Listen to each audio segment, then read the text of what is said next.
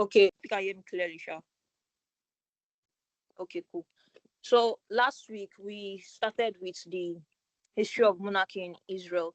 We considered the history of monarchy in Israel, and we started with Saul as the first king of Israel. So today, which happens to be the fifth week, we'll be considering King David and Solomon on the history of monarchy in Israel.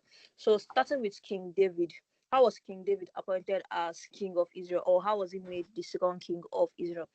Now, David's appointment as king can be found in the book of 1 Samuel 16, where God instructed Samuel to go to Bethlehem and anoint one of Jesse's son as king prior to the rejection of Saul as king of Israel. So Samuel went to Bethlehem and met Jesse's son.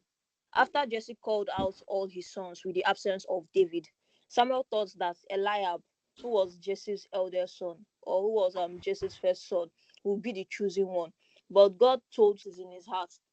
Samuel asked Jesse if that were all his son, and Jesse's reply was no, that his youngest son was shepherding the flock out there. So he sends for David, and when David was brought to Samuel, God told Samuel that he has chosen David as the person that was going to succeed Saul as king of Israel, which made David the second king of Israel. So Samuel as the priest anointed David and made him the king of Israel.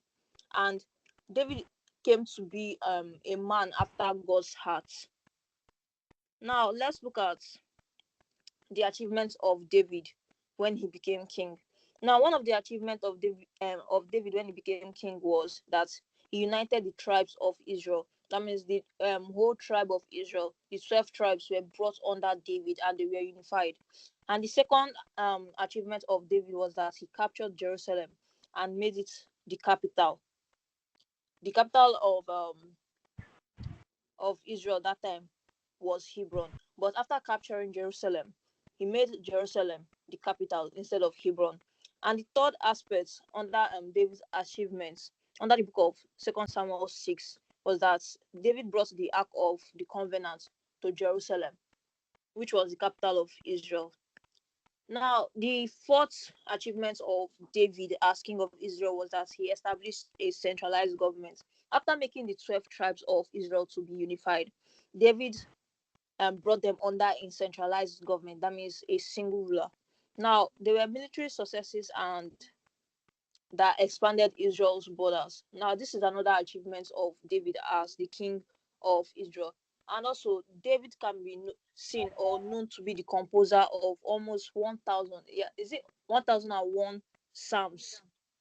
Is the composer of that, which was a spiritual influence to Christians today. So let's move on to the failures of David and what was the consequences for his actions. Now, one of the bad thing that David did was to commit adultery with Bathsheba, the wife of Uriah. Now, Uriah was David's army officer. So when Bathsheba, who was Uriah's wife, was having a bath, David saw her, and at that point, he slept with her, and as a result, or let's say to cover up his action, he decided to kill Uriah in a battle. He told the other officers to put Uriah in the front line of the battle with the intention of killing him. And he killed Uriah eventually. Uriah was killed in the battle.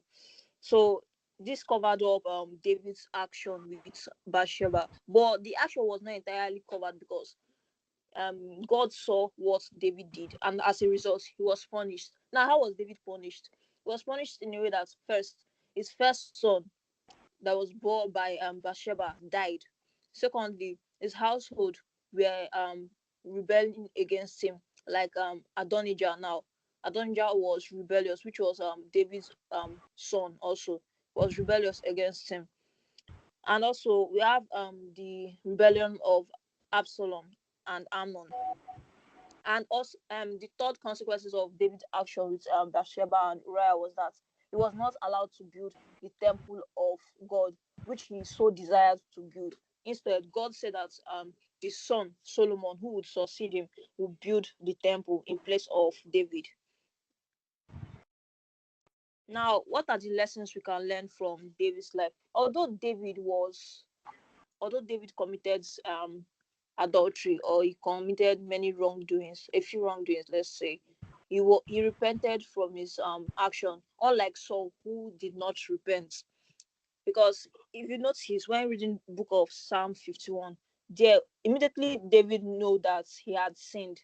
Immediately Prophet Nathan told David that he had sinned. He immediately repented. He tore his robe, and he wept, and he begged God. He asked God for forgiveness, which God eventually forgave him.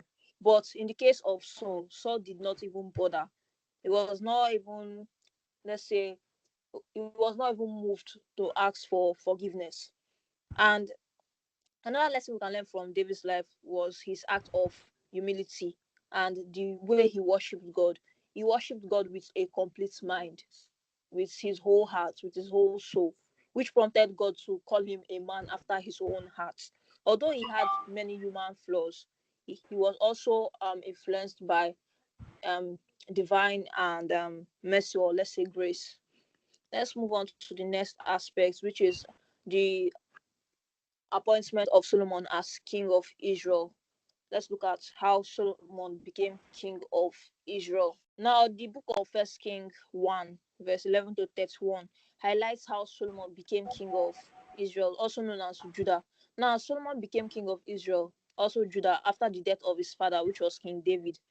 So, as David's life began to draw to a close, a struggle for the throne also arose, because Solomon's older brother, who was called Adonijah, also tried to get the throne.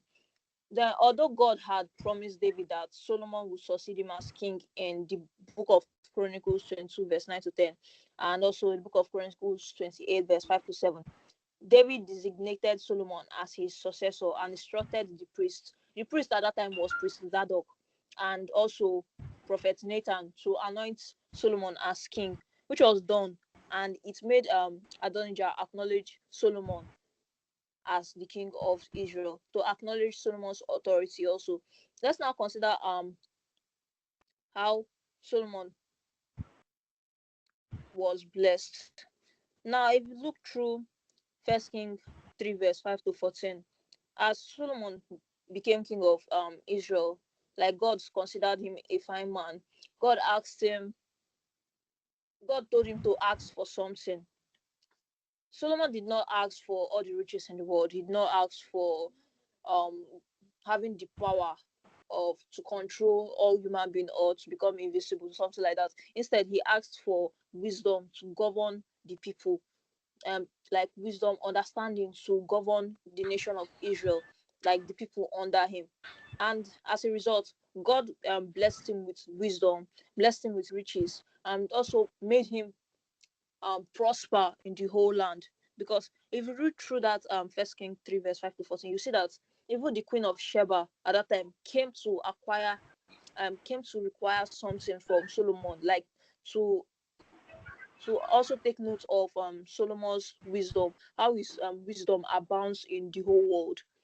Now, Solomon is considered as the most wisest person on earth at that time. Sha. He was considered as the most wisest person on earth.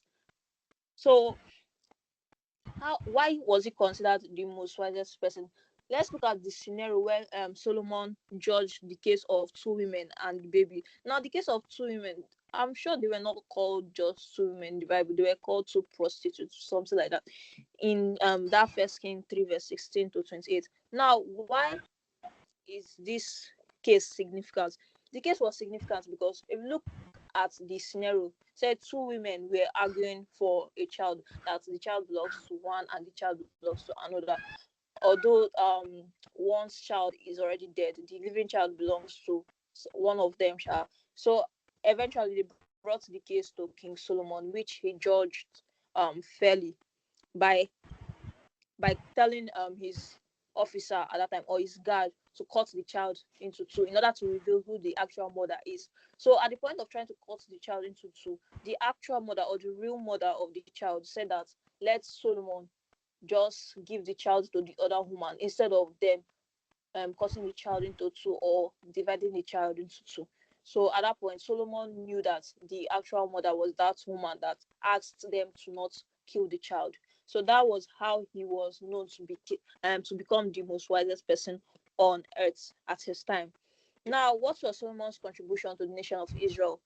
Let's look at the book of First Kings, verse 6. One of Solomon's contribution to nation of Israel was that he built the first temple in Jerusalem, which God told David that his son Solomon will build in place of him. And this building or the construction of the temple took about 7 years to complete, and it became a center of worship for the Israelites. Now, moving to the achievements of Solomon. One achievement of Solomon is recorded in the book of First Kings, verse 10, where he expanded the trade and wealth of the people of Israel as a result of the blessing he got from God. And also, he wrote Proverbs, he wrote Ecclesiastes, and Song of Solomon that we read today as Christians.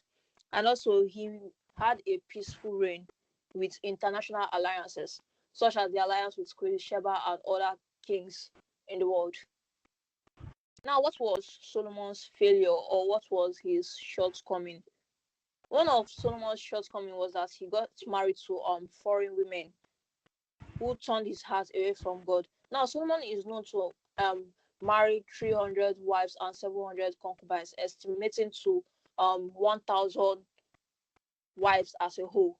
And these women were not worshippers of the true God, they were worshipping idol. So as Solomon married them because of foreign alliances, they brought in their gods to among or in the midst of the nation of Israel, and it changed or turned Solomon's heart away from God, and he became idolatrous also. And as a result, the kingdom of Israel was divided after his reign. Now, what can we learn from Solomon? From Solomon, we can learn that wisdom is a gift that God gives us, and it's a honor from us to God. And wisdom is not something that we can just use to collect money from people or to extort money. It's good to use our wisdom wisely. Let our wisdom not wipe up away from our head. And also, it's good to be spiritual and also be faithful to the true God. And also, we need to live our whole life in holiness in order not to end up like Solomon. So let's look at the summary of David and Solomon. Now, David was a warrior, a worshiper, but although he made so many mistakes, he repented. While Solomon was wise, he was given the blessing of wisdom. He was a builder, and he was eventually spiritually compromised, which led to his ending. And both of them were used by God to shape Israel's destiny. Now, what are the moral and spiritual lessons we can get? The moral and spiritual lesson we can get is one, God values the heart over appearance. We should not be deceived by the outer appearance. Instead, we should look at what is in the heart, because God does not just look at somebody's outer appearance. Instead, he looks at what is in your heart. He knows whether you're good or bad. Secondly, leadership demands obedience and integrity. In order to become a good leader or to be a successful leader, we need to be obedient. We need to be humble. We need to act in accordance with God's principle. And also, the act of repentance is a key factor in order to be a good leader. So we've considered the moral and spiritual lessons alongside with the reign of David and Solomon. So if you have any question, please, you are free to ask. Give me just a minute to ask. You can ask, but you can just send it to the group chat. Thank you. I think next time we'll move on to the next topic. Next week we'll move on to the next topic. Please be there. Thank you very much.